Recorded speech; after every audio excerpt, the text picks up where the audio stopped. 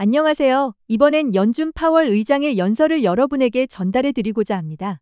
위험 없는 길은 없다. 최근 제롬 파월 연준 의장이 던진 이 말은 단순한 경고가 아니라 하나의 고백에 가깝습니다. 고용 침체라는 안개와 인플레이션이라는 암초 사이에서 끊임없이 균형을 잡으려는 위태로운 항해를 하고 있음을 인정한 셈입니다.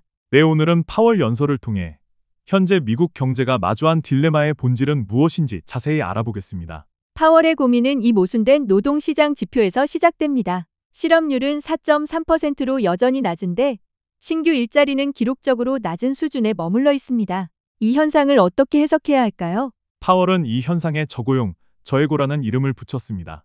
이 모순적인 상황을 이해하기 위해 하나의 비유를 들어보자면 마치 혹독한 겨울을 앞둔 숲속의 곰과 같습니다. 새로운 먹이를 찾아 섣불리 굴 밖으로 나서진 않지만 저고용, 겨울잠을 나기 위해 비축해둔 지방 기존 인력을 태우지도 않는 거죠. 기업들은 왜 이런 양면적인 태도를 보이는 걸까요? 그 기저에는 여러 구조적 요인이 복합적으로 얽혀 있습니다. 첫째, 정책 불확실성이라는 짙은 안개 때문입니다. 특히 관세와 같은 예측 불가능한 변수는 기업들에게 미래에 대한 확신을 앗아가고 새로운 투자인 채용을 망설이게 만듭니다. 둘째, 노동력이라는 샘물이 마르고 있기 때문입니다. 파월도 언급했듯 변화된 이민 정책 등으로 노동 공급이 줄면서 기업들은 어렵게 구한 사람을 놓치지 않으려 합니다. 셋째, 노동시장의 톱니바퀴가 굳어지고 있습니다. 불확실성이 크니 모두가 변화를 꺼리면서 이직률 같은 시장의 활력이 떨어지고 구조가 경직되는 현상이 나타나는 겁니다. 이는 현재의 낮은 실업률이 결코 안정적인 상황을 의미하지 않을 수 있음을 시사합니다. 오히려 외부 충격이 발생했을 때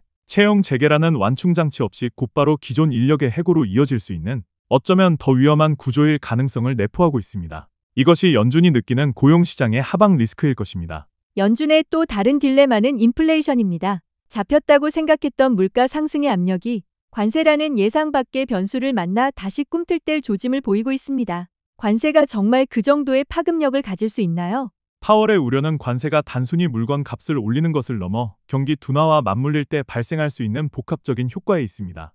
업들은 관세로 늘어난 비용을 소비자에게 정가의 물가를 올리거나 혹은 그걸 감내하는 대신 투자와 고용을 줄여 성장을 둔화시키는 선택의 기로에 놓입니다. 어느 쪽이든 경제에는 부담이죠. 현재처럼 경기가 둔화되는 국면에서 물가까지 오른다면 정책 이반자들이 가장 두려워하는 스태그플레이션에 대한 우려가 고개를 들 수밖에 없습니다. 연준은 관세의 영향이 일시적일 것이라는 기본 시나리오를 유지하고 있지만 그 파급 효과의 깊이와 길이에 대해서는 누구도 확신할 수 없습니다. 이 예측 불가능성 자체가 연준에게는 또 하나의 거대한 위험인 셈입니다. 파월의 이 복잡한 메시지의 시장은 초반에 오답을 냈습니다. 처음엔 고용이 위험하다니 금리를 내리겠구나 라는 단순한 해석에 환호했지만 이내 연설에 담긴 고용에 대한 강한 경계심을 깨닫고는 기대감을 빠르게 되돌렸습니다. 이 과정에서 시장의 변동성은 크게 확대되었죠.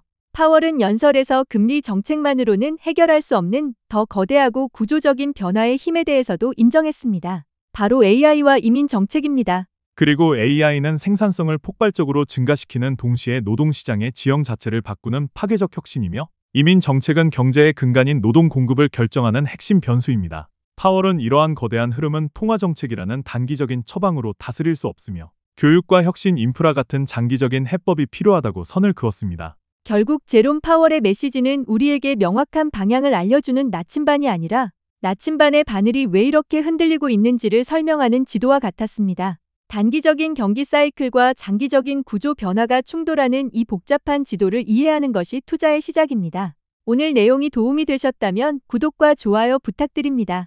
차트한 입은 다음 시간에도 더 깊이 있는 분석으로 찾아뵙겠습니다. 감사합니다.